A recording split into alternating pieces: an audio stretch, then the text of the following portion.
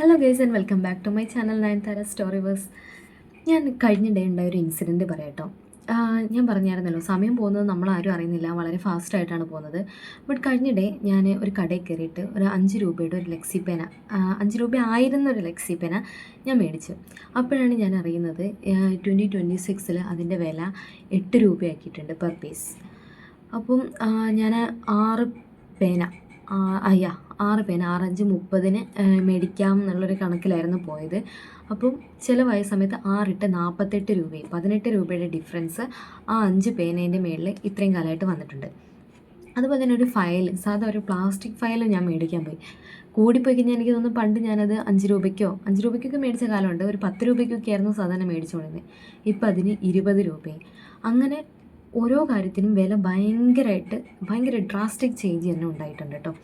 പിന്നെ ഇന്ന് ഞാനാണെങ്കിൽ ഫോൺ ഓപ്പൺ ചെയ്ത് നോക്കിയ സമയത്ത് കണ്ടു, ഒരു ഊണിന് 10 രൂപ, 10 അല്ലെങ്കിൽ 15 രൂപ വെച്ചിട്ട് ഊണിന്, ചായക്ക്, എല്ലാത്തിനും പ്രൈസ് ഇങ്ങനെ കൂടിക്കൊണ്ടിരിക്കുകയാണ്. എന്നാൽ നമ്മുടെ ബേസിക് സാലറിയിൽ എന്തെങ്കിലും വ്യത്യാസം ഇതുവരെ വന്നിട്ടുണ്ടോ?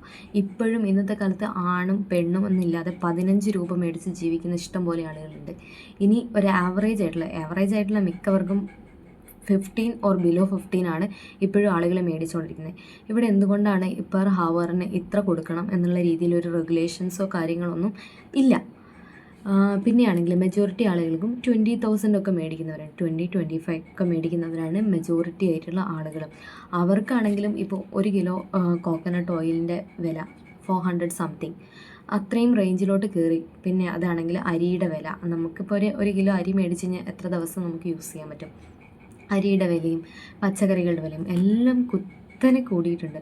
അതിനനുസരിച്ച് നമ്മുടെ സാലറി സ്കെയിലിൽ യാതൊരു വ്യത്യാസവും വന്നിട്ടില്ല എന്നുള്ളതാണ്. ഇപ്പോൾ യൂത്തായിട്ടുള്ള അധികം ആൾക്കാരും നന്നായിട്ട് യൂത്തായിരിക്കുന്ന സമയത്തായിരിക്കില്ല നമുക്ക് അധ്വാനിക്കാനൊക്കെ പറ്റുന്ന ഒരു സമയമാണ് ഈ യൂത്തായിരിക്കുക എന്ന് പറയുന്നത്.